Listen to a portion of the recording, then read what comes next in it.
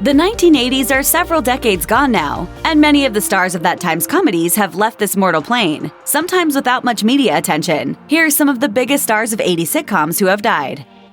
Alan Thicke had a long and memorable career in American television, particularly sitcoms, landing his first regular series acting gig in 1985 with the ABC sitcom Growing Pains. He played Dr. Jason Seaver, a caring and conscientious dad who ran a psychiatry practice out of his Long Island home so he could be closer to his rambunctious kids. In addition to his work as an actor, Thicke was a songwriter. As E! News recounted, he was behind some of TV's most beloved theme songs, such as the intro tunes for other 80s-era sitcoms, including The Facts of Life and Different Strokes. He was the father of 3 sons, including Brennan Thicke, who voiced the title character on the 80s animated version of Dennis the Menace, and pop star Robin Thicke. He was playing hockey with his youngest son Carter Thicke in 2016 when he suffered a heart attack, according to the Los Angeles Times. He later died at the age of 69.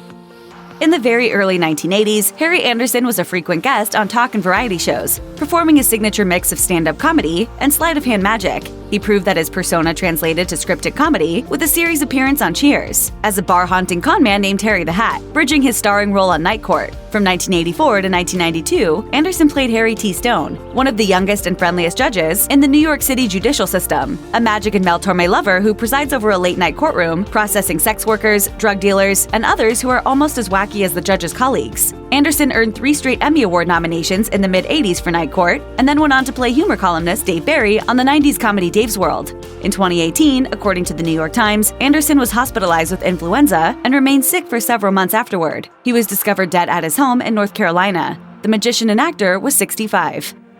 With his frequent club gigs and numerous appearances on daytime and late-night talk shows in the 1970s and 1980s, Garry Shandling was a big part of the stand-up comedy boom of that era. He also pioneered the observational comedy style that contemporaries like Jay Leno and Jerry Seinfeld would popularize. Like Leno, he'd be a frequent guest host for Johnny Carson on The Tonight Show. And like Seinfeld, Shandling would go on to co-create and star in a very progressive, game-changing TV sitcom. It's Garry Shandling Show was a fourth-wall-busting, self-conscious sitcom filmed on a fake-looking set about a comedian and sitcom star named Garry Shandling. In 1992, 2 years after the show ended its 4-season run, Shandling returned to TV with The Larry Sanders Show, another innovative comedy that took place behind the scenes of a Tonight Show-esque talk show. According to Variety, Shandling called 911 on March 24, 2016, because he couldn't breathe and collapsed while on the phone. He was declared dead at the age of 66 due to a blood clot in the lungs.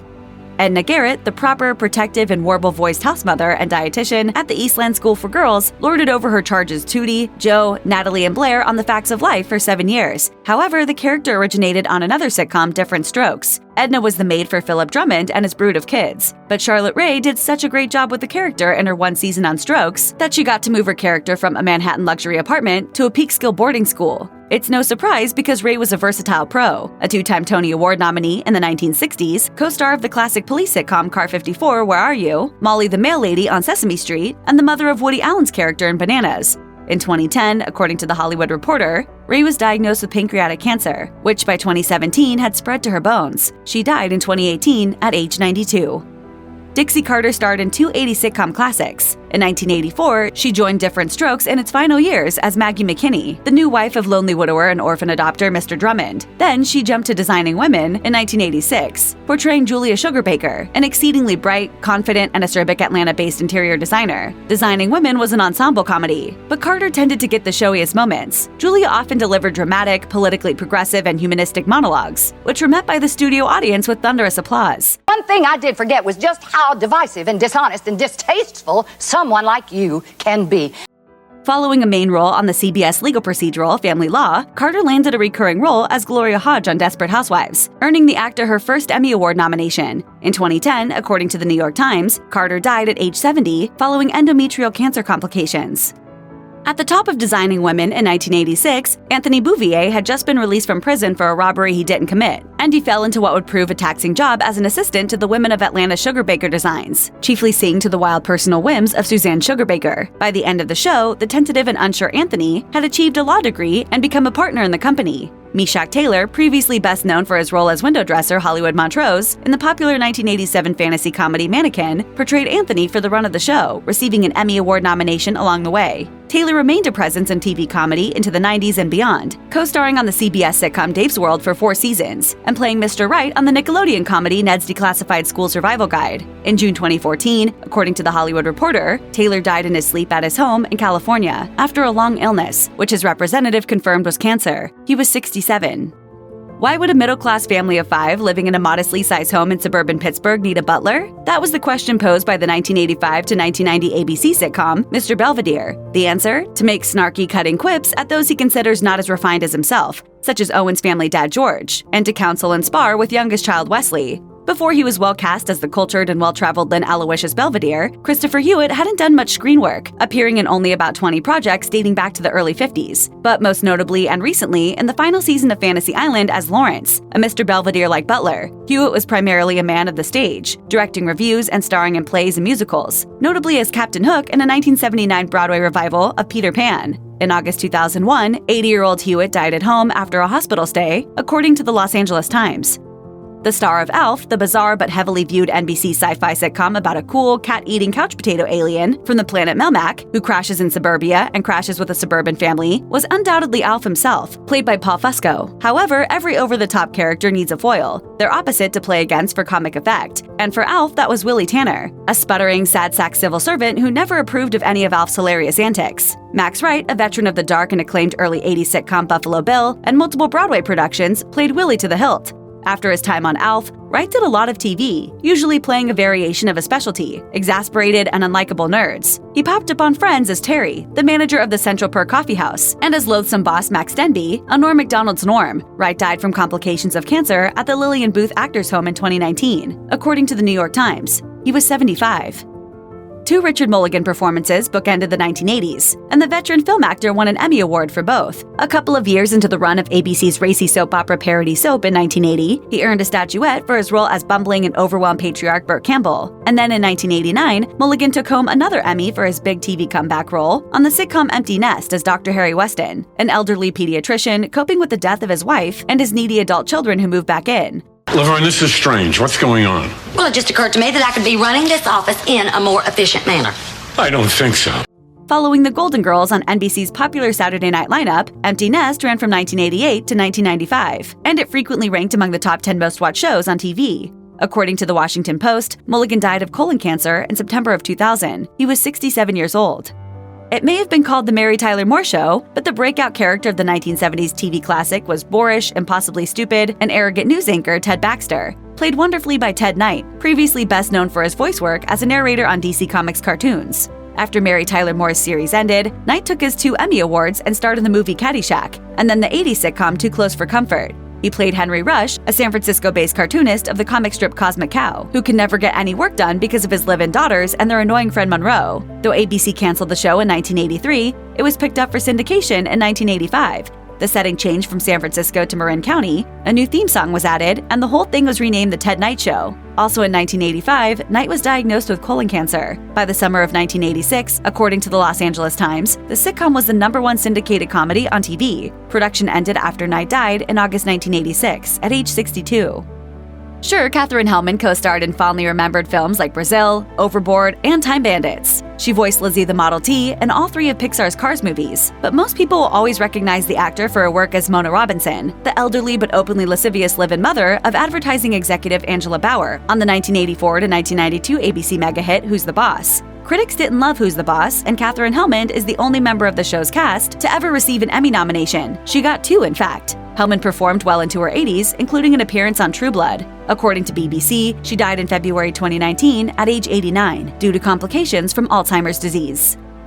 Valerie Harper was nothing short of a sitcom superstar in the 1970s, thanks to her role as Mary Richards' best friend, fashionable bohemian Rhoda Morgenstern, on The Mary Tyler Moore Show and its popular spin-off Rhoda. Over the course of 2 shows, Harper picked up 8 Emmy Award nominations for portraying Rhoda, winning 4 times. In 1986, she ended up headlining the NBC family comedy Valerie, tailored just for her. Harper played Valerie Hogan, a busy working mother to 3 teenage boys. It was a sweet and mildly funny sitcom in that 80s mold, until it turned tragic. In the season 3 premiere of Valerie, viewers learned that Valerie Hogan died in a car accident. The series was renamed Valerie's Family and later The Hogan Family. Sandy Duncan joined the cast as Aunt Sandy, who moved in with the Hogans to help out. According to the Los Angeles Times, Valerie Hogan's death was the end result of a financial dispute. Harper wanted more money, but production company Lorimar refused. Harper didn't show up for work in protest, and ultimately, Lorimar fired her. Harper weathered the professional storm and appeared in dozens more projects, even after being diagnosed with a form of brain cancer in 2013. The disease would eventually lead to Harper's death in 2019 at age 80. Mary Frann first found success in the world of pageants. Then, after hosting a Chicago morning show for a stint, she moved to Hollywood to make it as an actor. She starred on Days of Our Lives for 5 years in the 1970s, before landing her most famous role in 1982. Joanna Loudon, co-owner of an inn in a wacky Vermont town on Newhart. She played the bubbly, easygoing foil to Bob Newhart's quietly exasperated Dick Loudon. Frann worked only sporadically after Newhart ended in 1990, guest starring on the likes of Diagnosis Murder and Lois and Clark, and starring in the tawdry miniseries Jackie Collins' Lucky Chances. In September 1998, according to the Los Angeles Times, Frann died in her sleep at the age of 55. It seemed like the only sane, sensible, and decent person with any sense of self-preservation on soap was Benson Dubois, the highly intelligent and sarcastic cook and butler for the well-off Tate family, played by Robert Guillaume. Benson was the classic sitcom smart aleck, and after just over 2 seasons, the character departed soap for the spin-off Benson. He'd take home an Emmy for Benson in 1985, by which point the character had worked his way up from head of household for the governor of a never-named state to a potential governor himself. That's some little girl. I bet the dogs don't mess with her. Benson concluded in 1986, and Guillaume soon got his own series again in 1989, the short-lived The Robert Guillaume Show. He appeared on dozens of TV shows in recurring or guest roles, along with voicing Rafiki in The Lion King, and being part of the regular cast of Aaron Sorkin's Sports Night. A few years after he was diagnosed with prostate cancer, Guillaume died in October 2017 at age 89. Nearly 70 years old and a working actor in television for well over 3 decades, George Gaynes finally scored the 2 biggest and most beloved roles of his life in 1984. That year, he debuted as Commandant Eric Lassard in the first of 7 Police Academy movies, and he also began playing Henry Warnemont, a photographer who opens his life, apartment, and cold heart to become the guardian of Penelope Punky Brewster, an abandoned child squatting in his apartment building on Punky Brewster. Gaynes stayed on with Punky Brewster for nearly 100 episodes and voiced Henry in the animated Saturday morning adaptation too. After the show shut down in 1988, he went to play recurring roles on the dramedy The Days and Nights of Molly Dodd and the political comedy Hearts of Fire. In 2016, George Gaynes died at the age of 98. Webster was a silly and sweet family comedy, but one with a very sad setup. After his parents are killed in a car accident, precocious 5-year-old Webster Long goes to live with his godfather George Papadopoulos, a former football player, and his wife Katherine. The two have to adjust to unexpected parenthood while Webster fills their lives with joy, wonder, and sappy storylines. Big and imposing Alex Karras was believable as a former football player because he really was a former football player and one of the best to ever play the game. Karras played defensive tackle for the Detroit Lions from 1958 to 1970, was chosen for 4 Pro Bowls, and was enshrined in the Pro Football Hall of Fame. After playing himself in the football movie Paper Lion, Karras fully moved into acting in the 1970s, mostly playing bullies, bruisers, and tough guys in projects like Blazing Saddles. According to the Associated Press, in the 2010s, Karras experienced kidney failure, heart disease, stomach cancer, and dementia. In October 2012, he died at age 77. Broadway didn't generate widely known stars the way that it had in the 1950s and 1960s, but Nell Carter was just that undeniable and ain't misbehavin'. For The Review, a tribute to the music of early 20th century legend Fats Waller, Carter won a Tony Award for Best Featured Actress in a Musical, as well as a Special Class Emmy for a 1982 broadcast of the show. Carter was also nominated for Outstanding Lead Actress in a Comedy that year for the first season of her NBC show Gimme a Break. Bringing her big voice and infectious personality to TV, Carter played Nell Harper, the nosy housekeeper for grumpy police chief Carl Kaniski, and his 3 teenage daughters. After the show was canceled in 1987, Carter appeared in lots of comedies, including a significant run on Hangin' with Mr. Cooper, and returned to Broadway for revivals of Annie and Ain't Misbehavin'. According to the Associated Press, Carter collapsed at home in Beverly Hills in January 2003. An autopsy suggested that complications of diabetes and heart disease likely contributed to the actor and singer's death at age 54.